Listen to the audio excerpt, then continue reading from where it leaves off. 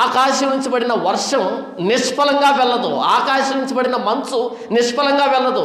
అది ఎందుకు పడిందో ఆ కార్యాన్ని నెరవేర్చే వెళ్తుంది. అలాగే నా నోట నుండి వచ్చిన వచనం ఉంటుంది, నేను పంపిన కార్యాన్ని సఫలం చేసే వస్తుంది అది అని దేవుడు చెప్పాడు. దేవుడి మాట నిరర్థకం కాదు. ప్రవచనం అంటే భవిష్యత్తులో జరిగేదాన్ని ముందు దేవుడు చెప్తాడు. ఇది నా మీద ఆధారపడి లేదు. నువ్వు అక్కడికి వెళ్ళకపోతే అది జరగదు, నువ్వు అక్కడికి వెళ్తే అది జరుగుతుంది, కండిషన్స్ ఉండవు ప్రవచనానికి.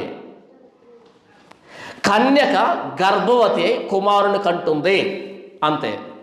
ఆ కన్యక ఎంత వయసు ఉండాలి, ఆ కన్యక ఏ రంగు ఉండాలి, ఆ కన్యక ఎంత ఎత్తు ఉండాలి, ఆ కన్యక ఎక్కడ ఉండాలి, ఇలాంటి కండిషన్స్ లేవు.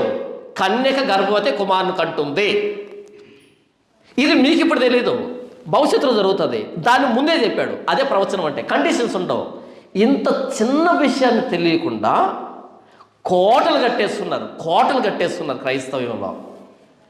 ఇప్పటికి వాళ్ళు చెప్పినటువంటి తప్పు సిద్ధాంతాన్ని నమ్ముతున్నారు, దాన్ని వెనకేసుకొని అనేక మంది మోస్తున్నారు. నిన్న ఒక ఆయన వీడియో పెట్టాడు, ఆయన పేరు జాన్ బాబు, క్రీస్తు విజయం. ఆయన అంటున్నాడు, ప్రవచనములైనను నిరర్థకమగును అని ఉంది కదా బైబుల్ అంటున్నాడు. ఇలాంటి వాళ్ళని చూసినప్పుడు నాకు వీళ్ళని ఏం చేస్తే పాపం వస్తుంది అనిపిస్తుంది. ప్రవచనములైనను నిరర్థకమగును అంటే చెప్పిన ప్రవచనం నిరర్థకమవుతుంది అని కాదు, ఇక మీదట ప్రవచనాలు చెప్పాల్సిన అవసరం లేదు అని.